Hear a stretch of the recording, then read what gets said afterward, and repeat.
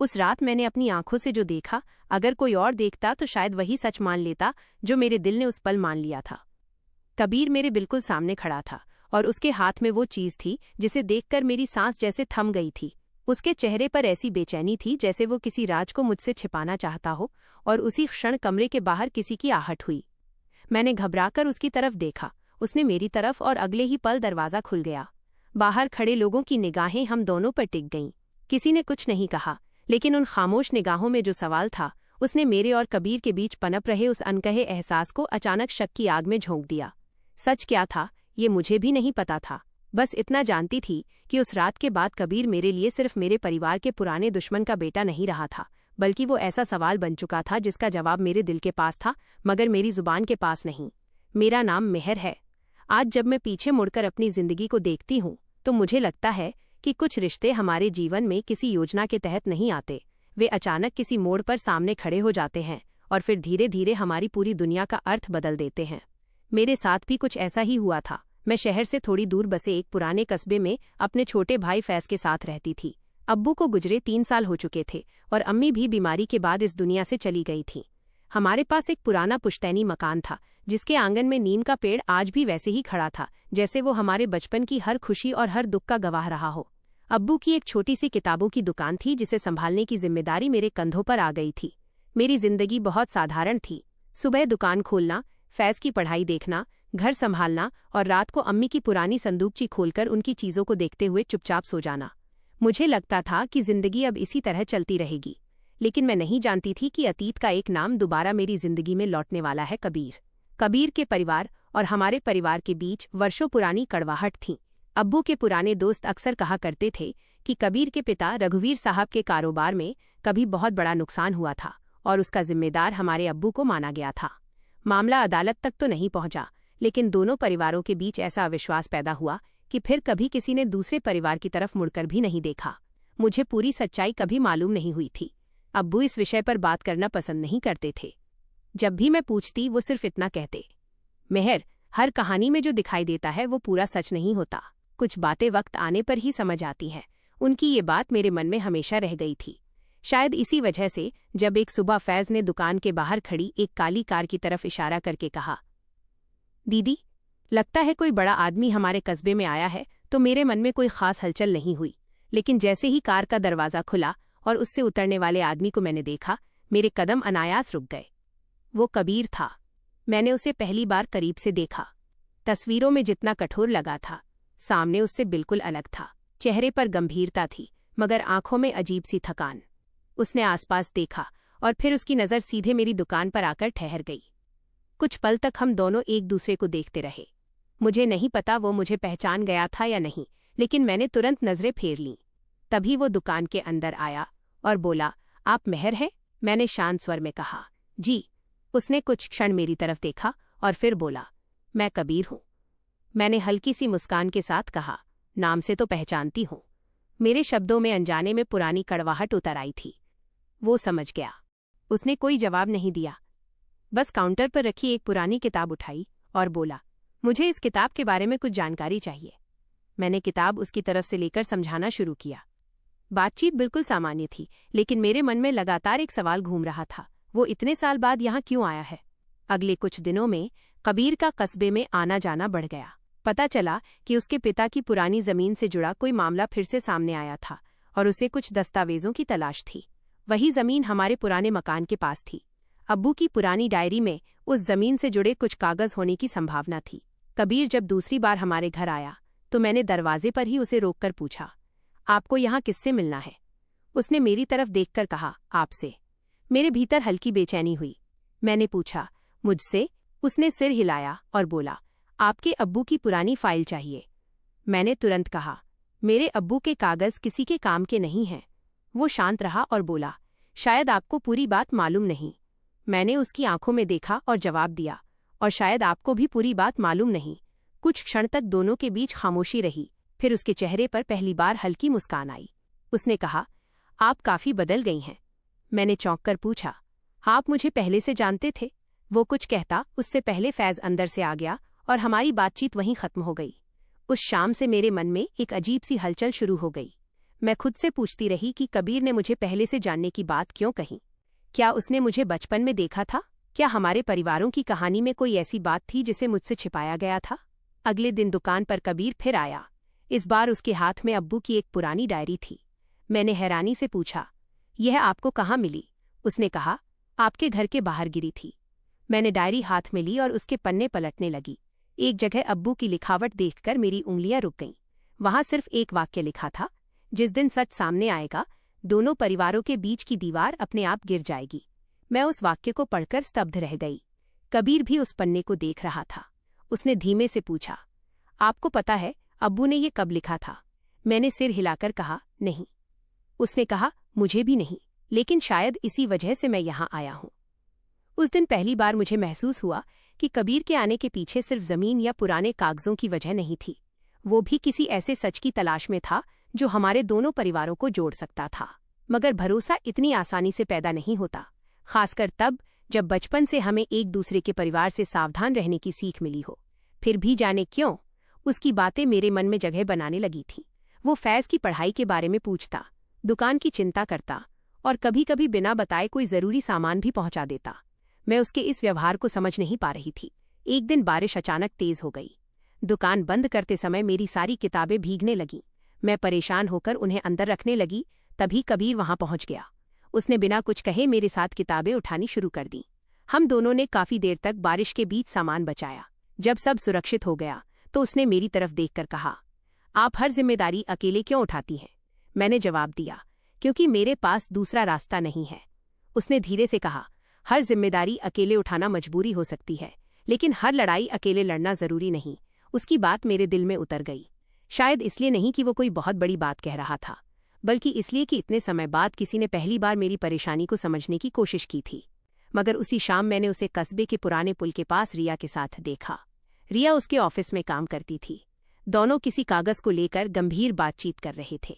रिया ने जाते समय कबीर के हाथ पर भरोसे से हाथ रखा और कुछ कहा। मैं दूर खड़ी थी।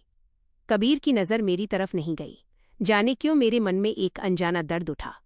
मैंने खुद को समझाया कि मुझे इससे कोई फर्क नहीं पड़ना चाहिए। आखिर कबीर मेरे लिए था ही क्या? लेकिन दिल ने पहली बार मेरे सवाल का जवाब देने के बजाय मुझे ही चुप करा दिया। अगले दिन कबीर दुकान पर आया तो मैंने उससे ज़रूरत से ज़्यादा ठंडे स्वर में बात की। उसने पूछा, आप नाराज़ हैं?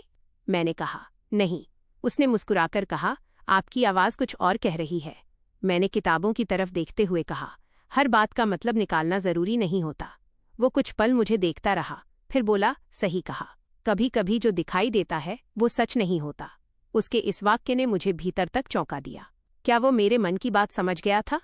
मैं कुछ पूछ पाती उससे पहले उसने एक लिफाफा मेरी तरफ बढ़ाया। उसमें हमारे परिवार से जुड़े पुराने दस्तावेज थे। उसने कहा, इन कागजों में शायद उस पुराने विवाद की शुरुआत छिपी है, लेकिन इसे अकेले मत पढ़िएगा। मुझे लगता है इसमें ऐसा सच है जो हम दोनों परिवारों की सोच बदल सकता है। मैंने लिफाफा थाम लिया। उस पल मुझे बिल्कुल अंदाजा नहीं था कि आने वाले दिनों में यही कागज मेरे और कबीर के बीच बढ़ते भरोसे की सबसे बड़ी परीक्षा बनने वाले थे। और शायद सबसे बड़ी परीक्षा मेरी अपनी भावनाओं की भी होने वाली थी, क्योंकि जिस इंसान को मैं अब तक अपने परिवार की पुरानी दुश्मनी का हिस्सा समझती आई थी, उसी की मौजूदगी अब मुझे बेचैन करने लगी थी।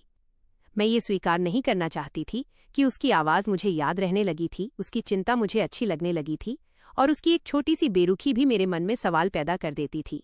लेकिन मैं ये भी नहीं जानती थी कि कबीर के दिल में मेरे लिए क्या था। हमारे बीच अभी कोई रिश्ता नहीं था, सिर्फ कुछ अधूरे सवाल थे, कुछ अनकहे एहसास थे, और एक ऐसा रहस्य था जो धीरे धीरे हमारी जिंदगी की दिशा बदलने वाला था। लिफाफा मेरे हाथ में था, लेकिन ऐसा लग रहा था जैसे उसके भीतर सिर्फ कुछ पुराने कागज नहीं बल्कि मेरे पूरे परिवार का अतीत बंद था। मैं देर तक उसे खोलने की हिम्मत नहीं जुटा पाई। कबीर सामने खड़ा था और उसकी निगाहें मेरे चेहरे पर टिकी थीं। मैंने आखिरकार लिफाफा खोला तो उसमें कुछ पुराने हिसाब किताब, जमीन से जुड़े कागज और अब्बू की लिखावट वाले कई पन्ने थे। एक पन्ने पर मेरे हाथ अचानक रुक गए। उसमें लिखा था कि रघुवीर साहब के कारोबार से निकली एक बड़ी रकम हमारे परिवार के पास आई जरूर थी, लेकिन वह रकम किसी धोखे की वजह से नहीं बल्कि एक साझे सौदे की सुरक्षा के तौर पर रखी गई थी। नीचे अब्बू ने सिर्फ इतना लिखा था, सही व्यक्ति के सामने सही समय पर यह बात रखना। मैं उस लाइन को बार बार पढ़ती रही। कबीर भी मेरे पास आकर खड़ा हो गया। हमारे बीच इतनी कम दूरी थी कि मुझे उसकी मौजूदगी साफ महसूस हो रही थी। लेकिन उस पल मेरे मन में किसी और भावना की जगह सिर्फ अपने अब्बू को समझने की बेचैनी थी। मैंने उसकी तरफ देखा और पूछा, क्या तुम्हारे पास भी ऐसे ही कागज हैं? उसने कुछ पल चुप रहकर कहा, हैं, लेकिन उनमें भी पूरी कहानी नहीं है। उसके जवाब ने मेरे मन में एक नया सवाल खड़ा कर दिया। अगर दोनों परिवारों के पास आधी आधी सच्चाई थी तो पूरी सच्चाई आखिर किसके पास थी? अगले कुछ दिनों में हम दोनों ने मिलकर उन दस्तावेजों को समझने की कोशिश शुरू कर दी। ये साथ किसी प्रेम कहानी की तरह नहीं था। हमारे बीच अभी भी पुराने रिश्तों की दीवारें थीं, मगर उस दीवार में पहली बार एक छोटी सी खिड़की जरूर खुल गई थी।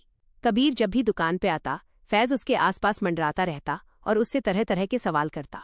कबीर भी उसके सवालों का धैर्य से जवाब देता। एक शाम फैज ने हंसते हुए मुझसे कहा, दीदी, कबीर भैया तो इतने बुरे भी नहीं हैं जितना आप बताती थीं। मैंने उसे घूर कर देखा और कहा, मैंने कब कहा कि वो बुरे हैं? फैज मुस्कुराकर बोला, आपने कहा नहीं, लेकिन जब भी उनका नाम आता है आपकी आवाज बदल जाती है। मैं कुछ जवाब नहीं दे पाई। जाने क्यों फैज की मासूम बात ने मुझे भीतर तक छू लिया। क्या सचमुच कबीर का नाम सुनते ही मेरे भीतर कुछ बदल जाता था? मैंने खुद को समझाया कि शायद ऐसा इसलिए था क्योंकि वो हमारे पुराने विवाद की वजह से मेरी जिंदगी में आया था। मगर दिल हमेशा तर्क नहीं मानता। एक दिन शाम को दुकान बंद करते समय कबीर ने मुझे रोककर कहा, मेहर, मुझे आपसे एक जरूरी बात करनी है। मैंने उसकी तरफ देखा। वो कुछ परेशान लग रहा था। उसने कहा, रिया को लेकर आपके मन में जो भी गलतफहमी है उसे दूर कर दीजिए। मेरे चेहरे पर अचानक गंभीरता आ गई। मैंने पूछा, मैंने कुछ कहा क्या? वो हल्का सा मुस्कुराया और बोला, नहीं, लेकिन कभी कभी आपकी खामोशी बहुत कुछ कह देती है। मैं कुछ पल चुप रही। फिर मैंने धीमे स्वर में कहा, रिया आपके लिए बहुत खास लगती है। वो मुझे देखता रहा और फिर बोला, वो मेरे काम की साथी है। मेरे पिता के पुराने दस्तावेज खोजने में उसने मेरी मदद की है। बस। मैंने नजरें झुका लीं। पता नहीं क्यों उसके इस जवाब से मेरे मन पर रखा कोई भारी पत्थर थोड़ा हल्का हो गया। उसने जाते जाते कहा, और अगर कभी किसी बात पर शक हो तो मुझसे पूछ लेना। दूसरों की निगाह से कहानी मत समझना। उसकी ये बात मेरे मन में देर तक गूंजती रही, लेकिन शायद जिंदगी चाहती थी कि मैं जितनी जल्दी कबीर पर भरोसा करूं, उतनी ही जल्दी मेरे सामने कोई ऐसा दृश्य आ जाए जिससे वो भरोसा फिर डगमगा जाए। अगले ही दिन मैं बाजार से लौट रही थी। पुराने पुल के पास मैंने कबीर को समीर के साथ देखा। समीर मेरे बचपन का परिचित था और कई बार दुकान के काम में मेरी मदद करता था। कबीर और समीर के बीच बातचीत काफी गंभीर थी। मैं पास जाने ही वाली थी कि समीर ने कबीर के हाथ में एक फाइल दी और कहा, मेहर को इसके बारे में अभी मत बताना। अगर उसे पता चल गया तो वो टूट जाएगी। ये सुनते ही मेरे कदम रुक गए। मेरे भीतर अचानक कई सवाल उठे। आखिर ऐसी कौन सी बात थी जो मुझसे छिपाई जा रही थी? कबीर ने फाइल अपने बैग में रख ली और दोनों वहां से चले गए। मैं वहीं खड़ी रह गई। कुछ देर पहले जिस इंसान पर भरोसा करने का मन बना रही थी, उसी के बारे में फिर से शक मेरे भीतर सिर उठाने लगा था। उस रात मैं ठीक से सो नहीं पाई। मेरे सामने बार बार वही दृश्य घूमता रहा। कबीर और समीर की बातचीत, वो फाइल और वो वाक्य, मेहर को अभी मत बताना। मैंने कई बार सोचा कि सुबह कबीर से सीधे पूछ लूंगी, लेकिन फिर मन में डर आया कि कहीं वो सचमुच मुझसे कुछ छिपा रहा हो तो। अगली सुबह वो दुकान पर आया तो मैंने सामान्य व्यवहार करने की कोशिश की। उसने पूछा, आप ठीक हैं? मैंने कहा, हाँ। उसने गौर से देखा और बोला, आप फिर कुछ छिपा रही हैं? मैं उसकी तरफ देखकर बोली, अगर कोई आपसे कुछ छिपाए तो आपको कैसा लगेगा? वो कुछ क्षण चुप रहा और फिर बोला, बुरा लगेगा। मैंने कहा, तो फिर दूसरों से वही उम्मीद मत कीजिए जो आप खुद नहीं निभा रहे। वो मेरे शब्दों का अर्थ समझ नहीं पाया। मैंने आगे कुछ नहीं कहा। वह कुछ देर मुझे देखता रहा और फिर चला गया। उसके जाते ही मुझे अपनी ही बात पर अफसोस हुआ। शायद मुझे उससे पूछ लेना चाहिए था, मगर शक जब मन में घर कर ले तो सवाल पूछने से पहले ही इंसान अपने जवाब गढ़ लेता है। उधर कबीर भी परेशान था। उसे समझ नहीं आ रहा था कि मेरे व्यवहार में अचानक इतनी दूरी क्यों आ गई। उसी शाम उसने मुझे फ़ोन किया। मैंने फ़ोन देखा लेकिन उठाया नहीं। कुछ देर बाद फिर फ़ोन आया। इस बार मैंने उठा लिया। उसने सिर्फ इतना कहा, मेहर, मुझे नहीं पता आपको क्या हुआ है, लेकिन अगर मैंने अनजाने में आपको दुख पहुंचाया है तो बताइए। उसकी आवाज़ में नाराज़गी नहीं थी, सिर्फ चिंता थी। मैं कुछ पल चुप रही और फिर पूछ बैठी, समीर से क्या बात कर रहे थे? दूसरी तरफ कुछ सेकंड खामोशी रही। फिर उसने कहा, आपने हमें देखा था? मैंने कहा, हाँ। वो बोला, तो फिर मुझे मौका दीजिए आपको पूरी बात बताने का। मैंने पूछा, अभी क्यों नहीं? उसने कहा, क्योंकि कुछ सच्चाइयां फ़ोन पर नहीं बताई जाती। मैं और उलझ गई। उसने अगले दिन मिलने की बात कही। मैंने हामी तो भर दी, लेकिन मेरे मन का शक कम नहीं हुआ। अगले दिन हम कस्बे के पुराने पुस्तकालय में मिले। कबीर अपने साथ वही फाइल लेकर आया था। उसने उसे मेरे सामने रखा और कहा, अब आप इसे देख सकती हैं। मैंने फाइल खोली तो उसमें कुछ पुराने बैंक रिकॉर्ड और एक पत्र था। पत्र पढ़ते ही मेरी आंखें भर आईं। उसमें लिखा था कि मेरे अब्बू ने रघुवीर साहब की मदद करने के लिए अपने नाम पर रकम रखी थी और बाद में वो रकम एक तीसरे कारोबारी के खाते में चली गई थी। इसका मतलब साफ था, हमारे परिवारों के बीच जो दुश्मनी पैदा हुई उसकी जड़ में कोई तीसरा व्यक्ति था। मैंने कबीर की तरफ देखा। उसने कहा, मैं पिछले कई हफ्तों से इसी आदमी को खोज रहा हूं। मैंने पूछा, लेकिन तुमने मुझसे ये सब छिपाया क्यों? उसने धीमे स्वर में कहा, क्योंकि मुझे डर था कि अगर ये बात गलत निकली तो आपको फिर से उम्मीद देकर मैं आपको चोट पहुंचाऊंगा। उसकी बात सुनकर मेरी आंखें नम हो गईं। मुझे एहसास हुआ कि जिसे मैं रहस्य समझ रही थी उसके पीछे शायद उसकी सावधानी थी। मैंने उससे कहा, तुम्हें पता है, मुझे तुम पर शक होने लगा था। उसने हल्की मुस्कान के साथ कहा, मुझे पता था। फिर वो कुछ पल चुप रहा और बोला, लेकिन मुझे भी आप पर शक हुआ था। मैंने हैरानी से पूछा, मुझ पर? उसने कहा, मुझे लगता था कि शायद आप मेरे परिवार से बदला लेना चाहती हैं और इसी वजह से मेरी मदद करने का दिखावा कर रही हैं। हम दोनों कुछ क्षण एक दूसरे को देखते रहे और फिर पहली बार हमारी आंखों में उस पुराने अविश्वास के बजाय एक अजीब सी समझ दिखाई दी। शायद हम दोनों एक ही गलती कर रहे थे। जो सामने था उसे देखने के बजाय अपने पुराने डर को सच मान रहे थे। तभी पुस्तकालय के बाहर अचानक किसी के कदमों की आवाज सुनाई दी। कबीर तुरंत उठ खड़ा हुआ। मैंने भी पीछे मुड़कर देखा। दरवाजे के बाहर समीर खड़ा था। उसके चेहरे पर घबराहट थी। उसने अंदर आते ही कहा, आप दोनों को अभी यहां से जाना होगा। मैंने पूछा, क्यों? उसने जवाब देने के बजाय दरवाज़ा बंद कर दिया और अपनी जेब से एक पुरानी तस्वीर निकाली। तस्वीर में हमारे दोनों परिवारों के लोग एक साथ खड़े थे, लेकिन तस्वीर के पीछे जो तारीख और नाम लिखा था उसे देखते ही मेरे हाथ कांपने लगे। वही तारीख उस रकम के लेन देन की थी जिसे लेकर वर्षों से दोनों परिवार एक दूसरे को दोष देते आए थे। समीर ने कहा, जिस आदमी को आप दोनों खोज रहे हैं वो अभी भी यही है और उसे पता चल चुका है कि आपको सच का पता लग गया है। मेरे भीतर डर की एक लहर दौड़ गई। कबीर ने मेरी तरफ देखा और पहली बार उसकी आंखों में मेरे लिए सिर्फ चिंता नहीं बल्कि एक गहरी जिम्मेदारी दिखाई दी। उसने कहा, अब से आप अकेली कहीं नहीं जाएंगी। मैंने उसकी तरफ देखा और पूछा, क्यों? उसने बहुत शांत स्वर में कहा, क्योंकि अब ये सिर्फ हमारे परिवारों का मामला नहीं रहा। अगर किसी ने इतने साल तक सच छिपाया है तो वो उसे सामने आने से रोकने की कोशिश जरूर करेगा। मैं कुछ नहीं बोली, बस उसके साथ खड़ी रही। उस पल मुझे एहसास हुआ कि कबीर पर भरोसा करना शायद मेरे लिए अब सिर्फ एक भावना नहीं बल्कि एक फैसला बन चुका था। फिर भी मेरे दिल के किसी कोने में एक सवाल बाकी था, क्या इस भरोसे के पीछे कोई ऐसी सच्चाई छिपी थी जो हमारे रिश्ते को हमेशा के लिए बदल देगी? और शायद इसका जवाब मुझे उस रात मिलने वाला था जब कबीर के घर से आई एक खबर ने मेरे पैरों तले की जमीन फिर खिसका दी। उस रात के बाद मुझे पहली बार लगा था कि कभी कभी रिश्ते टूटने की आवाज़ बाहर नहीं, इंसान के भीतर सुनाई देती है। समीर मेरे सामने था, लेकिन उसकी आंखों में पहले वाला भरोसा नहीं था।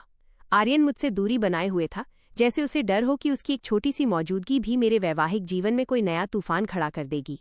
और मैं इन दोनों के बीच खड़ी होकर खुद से यही पूछ रही थी कि आखिर उस तस्वीर में ऐसा क्या था जिसने सबकी नज़रों में एक मासूम पल को शक का रूप दे दिया। मुझे नहीं पता था कि अगले कुछ दिनों में वो तस्वीर हमारे रिश्ते की सबसे बड़ी परीक्षा बनने वाली है, और उसी परीक्षा के बीच मुझे ये भी समझ आने वाला है कि जिसे मैं सिर्फ अपने परिवार का हिस्सा समझती थी, उसके लिए मेरे मन में उठ रही बेचैनी आखिर किस नाम की थी।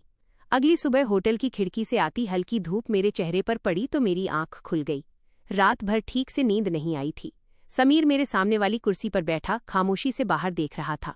मैंने धीरे से पूछा, आपने रात में कुछ खाया भी था? उसने मेरी तरफ देखा और बहुत शांत आवाज में कहा, भूख नहीं थी। बस 2 शब्द थे, लेकिन उन 2 शब्दों में इतनी दूरी थी कि मेरा दिल भर आया। मैं उसके पास जाकर बैठी और बोली, समीर, आप मुझसे नाराज हैं तो मुझसे कहिए, लेकिन इस तरह चुप मत रहिए। उसने मेरी तरफ देखा जैसे कुछ कहना चाहता हो, फिर नजरें फेर लीं। काफी देर बाद उसने कहा, मैं तुम पर इल्जाम नहीं लगा रहा काव्या, बस कुछ चीजें मेरी समझ से बाहर हैं। मैंने उसकी बात सुनकर कहा, तो पूछिए, मैं हर सवाल का जवाब दूंगी। वो कुछ क्षण चुप रहा और फिर बोला, अगर आर्यन तुम्हारे लिए सिर्फ मेरा छोटा भाई है तो उसके आसपास तुम्हें लेकर इतनी बातें क्यों बनने लगीं? मेरे पास इसका कोई आसान जवाब नहीं था, क्योंकि सच यही था कि आर्यन और मेरे बीच कभी कोई गलत रिश्ता नहीं था, लेकिन लोगों की नज़रें उन छोटे छोटे पलों को अपने हिसाब से अर्थ दे रही थीं, जिनका असल मतलब बिल्कुल अलग था। मैंने समीर से कहा, कभी कभी दो लोग सिर्फ एक दूसरे की मदद कर रहे होते हैं, लेकिन देखने वाला अपनी सोच से कहानी बना लेता है। उस दिन समुद्र किनारे मैं फिसल गई थी। आर्यन ने मुझे गिरने से बचाया था। अगर वो एक पल देर करता तो शायद मैं चोटिल हो जाती। तस्वीर में सिर्फ वही एक पल दिखाई दे रहा है, उसके पीछे की पूरी सच्चाई नहीं। समीर ने मेरी बात सुनी, लेकिन उसकी आंखों में मौजूद संशय पूरी तरह खत्म नहीं हुआ। उसने धीमी आवाज में कहा, मैं कोशिश कर रहा हूं तुम पर भरोसा करने की। ये सुनकर मेरे अंदर कुछ टूट सा गया। मैंने उसका हाथ पकड़ना चाहा, लेकिन वो हल्का सा पीछे हट गया। उस छोटे से इशारे ने मुझे बता दिया कि हमारे बीच शक ने कितनी जगह बना ली थी। मैं कुछ नहीं बोली, बस खिड़की के बाहर देखने लगी। उसी समय दरवाजे पर दस्तक हुई और आर्यन सामने खड़ा था। उसने हमें देखा और तुरंत समझ गया कि कमरे का माहौल ठीक नहीं है। उसने कहा, भैया, मुझे आपसे जरूरी बात करनी है। समीर उठकर उसके साथ बाहर चला गया। मैं वहीं बैठी रही, लेकिन मेरा मन उन दोनों की बातचीत में अटक गया। कुछ देर बाद जब समीर वापस आया तो उसके चेहरे पर पहले जैसी कठोरता नहीं थी, मगर परेशानी जरूर थी। उसने मुझे बताया कि आर्यन ने उससे कहा है कि वो घर लौटते ही कुछ समय के लिए शहर से बाहर चला जाएगा, ताकि मेरी वजह से परिवार में कोई नई बात न बने। ये सुनकर मेरे भीतर अजीब सी बेचैनी उठी। मैंने कहा, उसकी गलती क्या है? समीर ने जवाब दिया, शायद कोई गलती नहीं है, लेकिन हालात ऐसे हैं कि दूरी ही बेहतर है। मैं अचानक बोल पड़ी, दूरी किससे? मुझसे या उन लोगों से जो हमारे रिश्ते में जहर घोल रहे हैं? समीर चुप हो गया। उस दिन पहली बार मुझे महसूस हुआ कि अगर मैंने अभी कुछ नहीं किया तो शक हमारे रिश्ते को अंदर से खोखला कर देगा। उसी शाम हम गांव लौटने की तैयारी करने लगे। रास्ते भर मैं चुप रही, लेकिन मेरे मन में एक बात बार बार घूमती रही। विमला चाची ने जो तस्वीर समीर को दिखाई थी, वो तस्वीर आखिर उनके पास आई कहाँ से? समुद्र किनारे उस समय हमारे साथ परिवार के कई लोग थे, फिर किसी ने सिर्फ वही तस्वीर क्यों चुनी जिसमें आर्यन मुझे संभाल रहा था? ये सवाल मुझे भीतर से परेशान कर रहा था। गांव पहुंचते ही दादी ने मेरे चेहरे को गौर से देखा और बिना कुछ पूछे मेरा हाथ पकड़ लिया। उन्होंने कहा, बेटी, तेरे चेहरे पर बहुत कुछ लिखा है। जो बात दिल में है उसे दबाकर मत रखना। मैं उनके सामने बैठ गई और पहली बार खुलकर सब बता दिया। दादी काफी देर तक चुप रहीं, फिर उन्होंने कहा, शक की सबसे बड़ी ताकत यही होती है कि वो आधी सच्चाई को पूरा झूठ बना देता है, लेकिन सच ज्यादा देर छिपता नहीं। अगले दिन घर में अजीब सी खामोशी थी। आर्यन सुबह ही घर से निकल गया था। जाते समय उसने मुझसे सिर्फ इतना कहा था, भाभी, आप चिंता मत कीजिए। मैं नहीं चाहता कि मेरी वजह से भैया और आपके बीच कोई दूरी आए। उसकी आंखों में सच्चाई थी और जाने क्यों उस वक्त मेरे दिल में एक अजीब सी टीज उठी। शायद इसलिए कि मैंने पहली बार महसूस किया था कि उसकी गैर मौजूदगी मुझे खलेगी, लेकिन मैंने उस भावना को तुरंत अपने मन से निकाल दिया। वो मेरे पति का भाई था और हमारे रिश्ते की मर्यादा मेरे लिए सबसे ऊपर थी।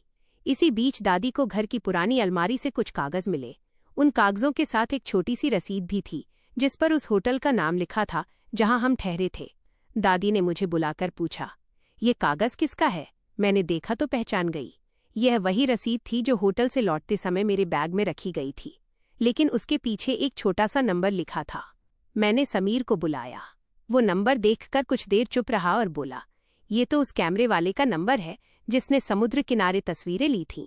मेरे मन में अचानक उम्मीद जगी।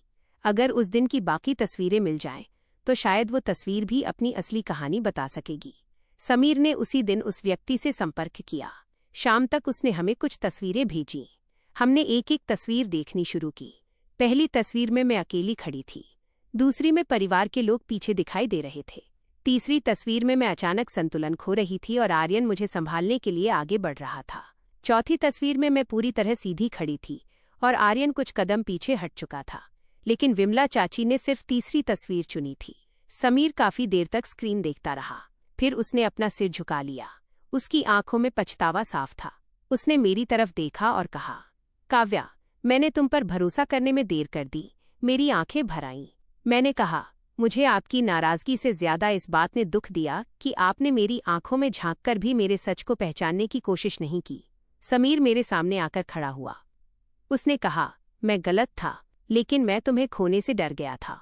मैंने पहली बार उसके चेहरे पर वही पुराना अपनापन देखा। उसने मेरा हाथ थामते हुए कहा, अब किसी की बात हमारे बीच नहीं आएगी। मैं रो पड़ी। उसने मेरे आंसू पोंछे और कहा, तुम्हें मुझसे कभी अपने सच को साबित करने की जरूरत नहीं पड़ेगी। लेकिन कहानी यहीं खत्म नहीं हुई थी, क्योंकि अगले ही दिन आर्यन का फोन आया। उसकी आवाज में घबराहट थी। उसने कहा, भैया, मुझे कुछ ऐसा पता चला है जो आपको और भाभी को जरूर जानना चाहिए। समीर ने पूछा, क्या हुआ? आर्यन ने कहा, विमला चाची ने जो तस्वीर दिखाई वो उन्होंने खुद नहीं खींची थी, और जिस आदमी ने वो तस्वीर उन्हें दी थी वो हमारे परिवार को लेकर कुछ और ही योजना बना रहा है। मेरे हाथ ठंडे पड़ गए। मैंने समीर की तरफ देखा। अभी अभी हमारे बीच का शक खत्म हुआ था और अब एक नया रहस्य हमारे सामने खड़ा था। समीर ने फोन पर पूछा, कौन है वो आदमी? कुछ क्षण की खामोशी के बाद आर्यन ने जवाब दिया, भैया, उसका नाम सुनकर आप भी चौंक जाएंगे। वो हमारे परिवार का ही एक ऐसा आदमी है जिस पर हम सबसे ज्यादा भरोसा करते हैं। उस एक वाक्य ने मेरी धड़कन रोक दी।